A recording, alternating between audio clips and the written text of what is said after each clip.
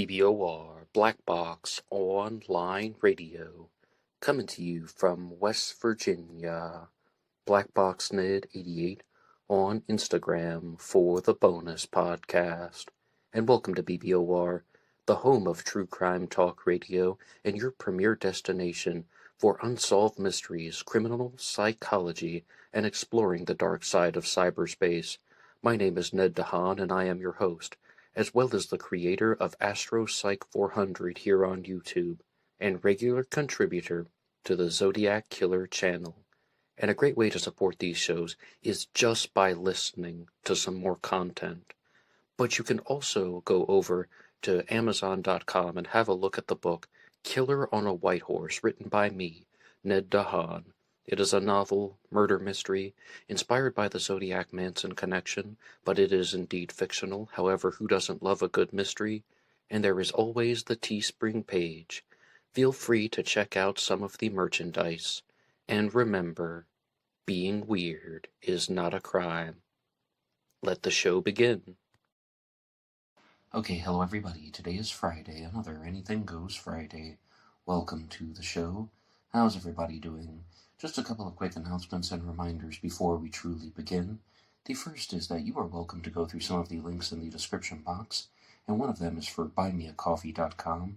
BuyMeACoffee.com/BlackBoxNid88 allows you to make a donation or a contribution to help support the show, and anybody who makes a donation will get a shout out on Zodiac Monday. Last week on the channel for the Anything Goes Friday segment, I was talking about the suspicious death of David Carradine, and there actually is a conspiracy that can be explored in the relation to the death of a famous actor. But I was reminded of a very, very famous story from 2014, and that was the death of Robin Williams. And I want to be very clear in this episode, I'm not going to be promoting any type of bizarre conspiracy theory. Instead, I just simply wanted to talk about the life and times, and of course ultimately the fate of Robin Williams, who is one of the most beloved actors of our generations, plural. And this all goes back to 2014, when just the world was shocked, and they learned that the comedic actor, the comedic genius Robin Williams, died from suicide by hanging, and almost instantly, the entire conversation began to shift towards stories of depression, or just the whole concept of funny people are more likely to be depressed. All of those conversations were being had, and a lot of people just simply did not accept that as the result, and they wanted to investigate more. I mean, of course, people in the medical community would conduct their investigations, but even the fans and followers of Robin Williams, because that was not an acceptable result to them. And as it turns out, since in the years since, we've learned that Robin Williams had some medical issues that he didn't know about at the time prior to his suicide. And I'm not going to pretend to be some type of medical doctor. I'm not going to pretend like I've pinpointed the exact phrasing, but I mean, if you read different articles, it depends on when they came out. For example, one will say that he was diagnosed with Parkinson's disease. Another one will say that he had something different called Lewy body dementia. And then there are other things that criticize that, but that say that he should have been diagnosed with Lewy body disease, or that he should have just had an umbrella term diagnosis. But what it sounds like is, again, I'm not a medical doctor, is that there was an excess of proteins in his brain that were formed, and they were attacking the neurons, and it caused a neurodegenerative set of behaviors that he wouldn't have been aware of, that even his friends and family wouldn't have known about, because it was still being explored by the medical community at the time. And there's a documentary out there called Robin's Wish, which states very clearly that he had Lewy body dementia, and that's what it was the ultimate leading factor to his suicide, because when the proteins begin to attack the neurons in the brain, that leads to all types of things like altered mood swings, that leads to things like irregular sleep levels, inability to control one's emotions, and of course, impulses as well as judgment and decision-making skills. And that ultimately appears to be what happened. So that really shifted the conversation away from just something as, oh, he was depressed and he never told anybody. Oh, he had a dark side that he didn't share. Or that funny people are more likely to be depressed. I mean, you must have heard that at some point, that people who are funny or comedic are more likely to be dealing with depression. I mean, it's something that was widely discussed about 10 years ago. But with Robin Williams, I mean, if you watch that documentary, Robin's Wish, it really goes to show just how much of an impact he had on the world. And it is available on YouTube for free. That's where I watched it. But when I did a Google search of it, I noticed that it was available on numerous streaming services, including Peacock for free, and also on Plex. Plex is one that I'm going to have to use for movies in the future. And it's my inclination to say that I think they just wanted to share the documentary with the world for free. That's why you can just watch it on numerous streaming platforms, because they wanted to put it out there. They just wanted to share the story. And this episode shouldn't focus only on the death of Robin Williams, but also looking at some of the accomplishments that he had in his life. And Robin's Wish points out very clearly that he was a very big entertainer for the troops, for the military. He made multiple trips to Afghanistan and Iraq performing comedy skits for them, and he was just very passionate about that, and he said that the troops were his best audiences. And I also wanted to share some more personal things about Robin Williams and the content that I encountered from him, because he did leave behind a legacy that was very, very strong and left a huge impact on people growing up. I mean, I grew up in the 1990s. I was born in 1988. And, I mean, just watching stuff with Robin Williams was the way that a lot of kids experienced their childhood, whether it's something such as Mrs. Doubtfire or the movie Aladdin, even. And what's really interesting about the movie Aladdin is that Robin Williams actually got into a dispute with Disney because he didn't want his character, the genie, to be on taking up a certain portion of their advertising materials, particularly the poster. But what happened was, during recording sessions, he just kept ad-libbing and making up different lines, and he had all types of comedic elements that he brought into the character himself. And the genie in Aladdin went on to become one of the most famous animated characters of the 1990s. And for the second film, they weren't able to bring him back because of, disputes, but perhaps other off-screen reasons. And for the second film, Aladdin, The Return of Jafar, they actually had Dan Castellaneta, the voice of Homer Simpson, do the voice of the genie.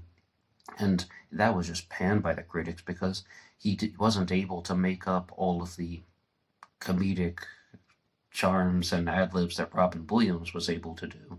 Now, overall, I think he captured the voice, but Aladdin, The Return of Jafar is just not the best sequel. I mean, there are all types of things that I didn't like about it. Bear in mind, I was watching it as a kid, and it wasn't until the third one came out that I thought it was a little bit better, Aladdin, the King of Thieves. But it just goes to show you that Robin Williams was an extremely talented comedic actor, and he was just fluid during his performances. And the reason why he didn't want the genie to take up a large portion of the publicity materials, particularly the movie poster, was he was promoting another film called Toys at the time.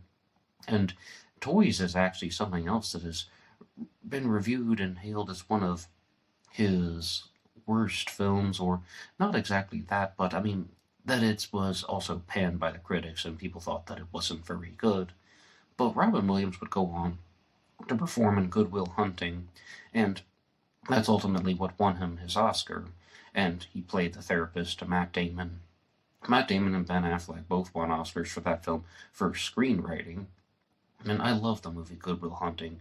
I think that it's brilliant, and I think Robin Williams gave a brilliant performance, and he was the first person to tell me about Ted Kaczynski. This is mostly a true crime channel, if you're listening to this, and this is the first episode you've clicked on.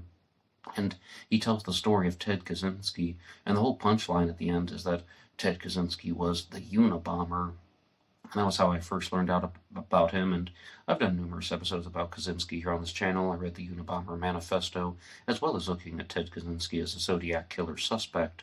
But no, somebody wrote this out in 2014 after Robin Williams passed away, and they said that after winning the Oscar for Good Will Hunting, Robin Williams only made 3 good films: Insomnia, 1 Hour Photo, and The World's Greatest Dad. Now that can be the challenge question. Do you agree or disagree with that statement? After winning the Oscar for Good Will Hunting, Robin Williams only made 3 good films: Insomnia, 1 Hour Photo, and World's Greatest Dad. And back in 2014, I was like, I hadn't seen any of those movies, so I had to watch them. And I first watched Insomnia, and then I second watched 1 Hour Photo. And to this day, I have not seen World's Greatest Dad, but somebody once described it to me as a very different type of comedy. And I'm like, okay, well, I love different types of comedy. He's like, I don't know about this one, dude. I mean, maybe it's not what you're thinking, because it's the type of comedy where you laugh in a way that makes your penis turn black. And I'm not going to lie to you guys, I really wanted to watch that movie prior to the recording of this episode, because that's the only one from that discussion that I hadn't seen yet, but the only way to get it is to pay $4.99 on one of these streaming services. And I was like, I have to pay $4.99 just to laugh in a bizarre way that's going to make my penis turn black? I mean, I'm just going to kind of wait maybe 6 months and see if I can do it for free. But as far as Insomnia and 1 Hour Photo go, they're both excellent films.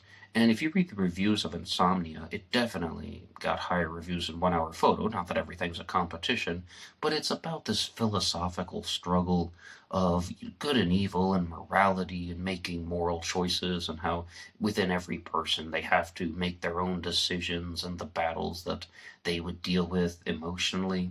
And it also stars Al Pacino, and Robin Williams played a very different type of character in that one. Now with 1 Hour Photo, that is somewhat of a thriller, somewhat of just a very intense drama. And he plays this guy named Cy, the photo guy. It's prior to the shift from film to digital photos, and he still was responsible for developing film. And I watched the whole movie, and his name's Cy, the photo guy, and I thought his name was Cyrus, but from reading about the film afterwards, I learned that his name is Seymour. Maybe that was mentioned somewhere in the film, but I thought it was Cy with a CY. It's actually Cy with an SY. I digress from that. But the film 1 Hour Photo was actually the directorial debut from someone who is primarily a music video director. So you can definitely see music video elements in that. And I mean, it's very creative.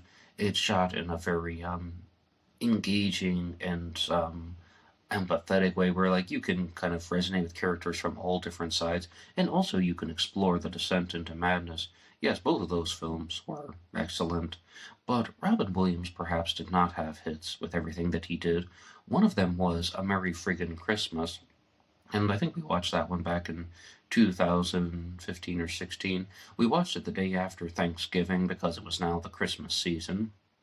And it's a Christmas movie with Joel McHale, and everybody was just like, okay, this film contributed to his suicide. And people were saying that half as a joke and half as truth, because it was just kind of a flat, sour comedy that people didn't really like too much. But that goes back to this whole thing that people didn't understand the situation. They didn't comprehend what was happening to people. And I think that we have to just remember that actors and musicians and artists and people from all walks of life can experience medical conditions that are not exactly what we would expect. For example, I mean, Robin Williams is dealing with something like Lewy body dementia, and he has this brain disease that people are just completely unaware of, that he didn't even know about himself, that his wife didn't even know about. And it just goes to show that there can be some very unexpected moments in life. There can be some very unforeseen moments in life. And let's not kid ourselves. I don't think a lot of people comprehend this element of how a brain disease like that affects judgment making and decision making skills. Because, as this is a true crime channel, I've talked a lot about some of the cases involving CTE. Now, that's not Lewy body dementia, that's CTE, that's something else, chronic traumatic encephalopathy. Again, I'm not a medical doctor, but when I explore the stories of people like Philip Adams or Chris Benoit, or even O.J. Simpson was discussed in these cases, about how somebody might have had CTE or definitely had CTE, it's almost as if you were to stir up some cement mixture or concrete and just pour that into a set of pipes and then turn on the water. Well, the water is going to go down the pipes, but some channels are going to be blocked, so then they have to reroute. The water has to go somewhere, so it's going through a different channel. And think of that as personality. Someone can't behave in the way that they used to behave, therefore they are going to start behaving in a different way. And a lot of this is explored in the film Concussion with Will Smith, and I discussed that in an episode called The Mind of O.J. Simpson True Crime Talk Radio, where not only was I talking about O.J. Simpson, but also the movie Concussion and the story of Philip Adams, the football player that murdered 6 people in one night, as well as committing suicide himself. But judgment and decision making gets altered. And with Robin Williams, I think that that's absolutely what happened. I just believe that it was a different set of neurological issues that allowed him, or that made him behave in the way that he was.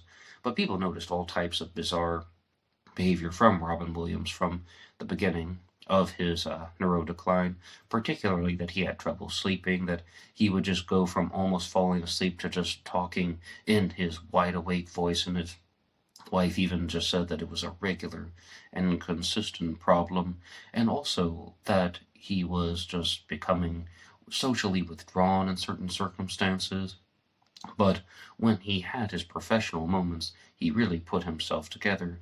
And you must have seen this stuff with Robin Williams. He's always going out and greeting his fans.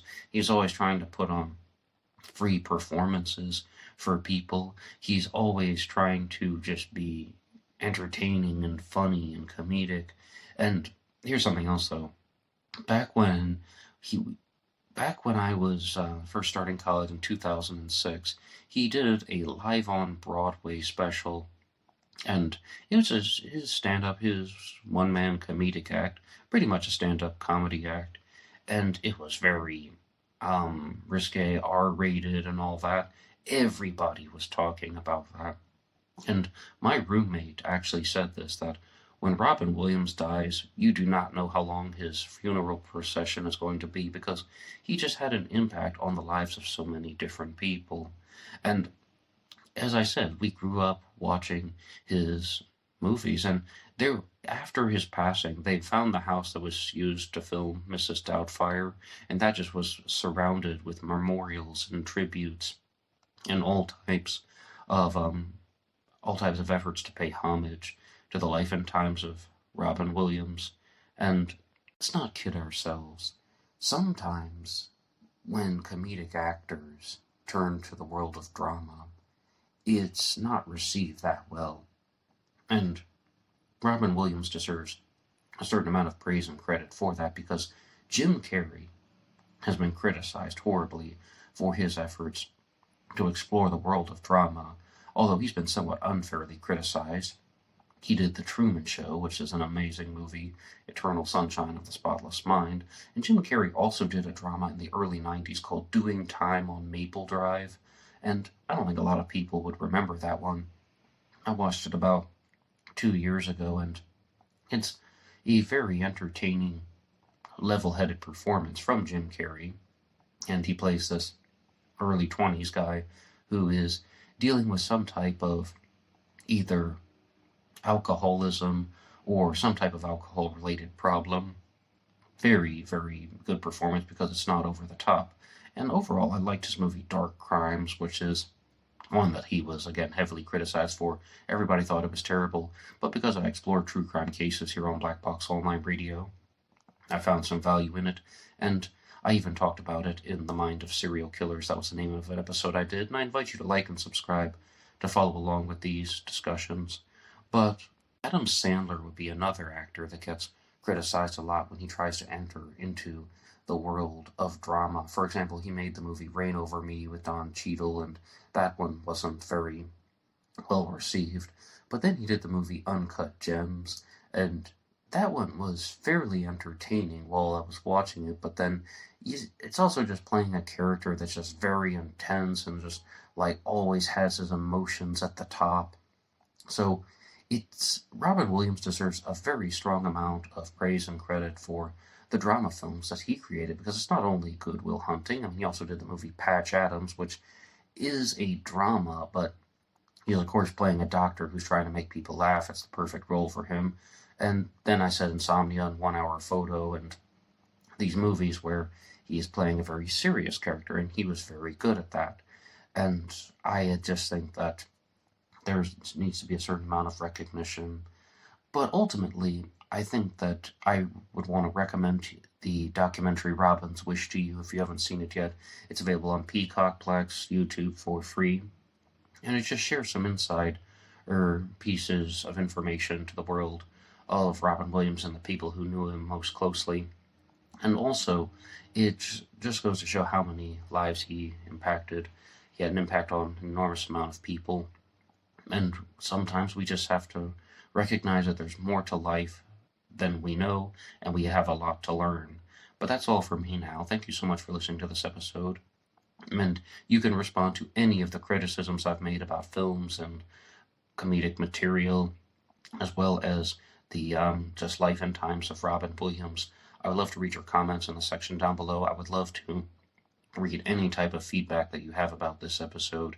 And feel free to visit some of the other episodes that I've mentioned here on Black Box Online Radio, whether it's talking about the Unabomber or O.J. Simpson or even the mind of serial killers.